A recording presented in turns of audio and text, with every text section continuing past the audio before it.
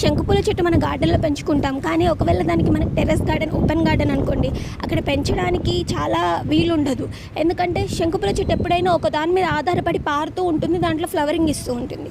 Like పారడానికి వీలు లేనప్పుడు ఏమవుతుందంటే ఫ్లవరింగ్ ఆపేస్తుంది, అండ్ ఆ కొమ్మలు అనేది గాలికి అలా ఇలా కొట్టుకొని అని చెప్పి కొత్త కొమ్మలు అనేది ఎండిపోతూ ఉంటాయి. అలా ఎండిపోయినప్పుడు కొత్త చిగుర్లు రావడం అనేది చాలా ఇబ్బందిగా ఉంటుంది. సో దానికోసం ఏం చేయాలంటే, ఇలాంటి చిన్న కంటైనర్ అయినా పర్లేదు, లేకపోతే పెద్ద పాట్స్ అయినా ఏం లేదు, దాంట్లో ఇలా స్టిక్ మెథడ్ యూస్ చేయండి. స్టిక్స్ పెట్టేసి దానికి పారించండి ఫస్ట్ ప్లాంట్ అనేది. కొమ్మలు పారాక ఏమవుతుందంటే ఆల్మోస్ట్ కొసదాకా వచ్చేసి బయటికి వెళ్ళిపోతాయి.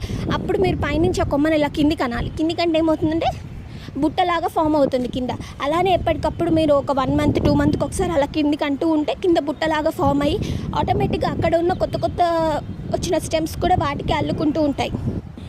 సో దానివల్ల స్పేస్ అనేది మనకి తక్కువ రిక్వైర్మెంట్ ఉంటుంది, అండ్ మోర్ ఫ్లవరింగ్ అనేది వచ్చే అవకాశం ఉంటుంది.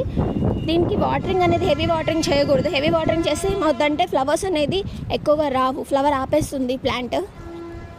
నేను చాలా చిన్న కంటైనర్స్లో చూపించాను మీకు, బట్ మీరు పాట్స్లో కూడా చేసుకోవచ్చు. నేను ఆ పాట్ కూడా ఒక బకెట్ కంటైనర్లో కూడా 10 లీటర్స్ బకెట్లో వేసిన లావెండర్ శంకుపూల చెట్టు కూడా చూపించాను. అందులో చూడండి, కొంచెం హెవీ స్టిక్ని తీసుకోవాలి, హెవీగా ఈ బుట్ట వస్తుంది. అది చిన్న కంటైనర్స్లో అయితే చిన్నగా వస్తుంది. బట్ ఎలా అయినా మీరు ఇది చేస్తే ఏమవుతుందంటే ప్లాంట్ అనేది దేని మీద ఆధారపడకుండా అదే గ్రో అవుతుంది. ఈ ప్లాంట్కి ఎప్పుడైనా vermicompost, mustard cake fertiliser కనుక ఇస్తే ఫ్లవరింగ్ ఎక్కువగా ఉంటుంది. ఈ సీడ్స్ కూడా ఏంటంటే వెంటనే జర్మినేట్ అవుతాయి. మనం ఇవాళ వేసామంటే కరెక్ట్గా 2 డేస్లో జర్మినేట్ అయిపోతాయి.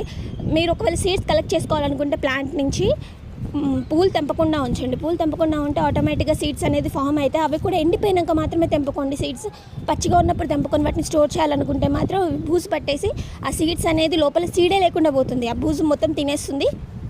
సో చెట్టు మీద పూర్తిగా ఎండినాక మాత్రమే మీరు సీడ్స్ కలెక్ట్ చేసుకోండి. వీటిని ఒకసారి సీడ్స్ కలెక్ట్ చేసుకున్నానంటే మీరు ఎప్పుడన్నా వేసుకోవచ్చు చెట్టు. ఇందులో చాలా వెరైటీస్ ఉన్నాయి, ప్రతి ఒక్క వెరైటీ ఒక డిఫరెంటే. మీరు ఏ కలర్ కావాలన్నా ట్రై చేసి చూడండి. వీటి సీడ్స్ ఆన్లైన్లో కూడా దొరుకుతున్నాయి.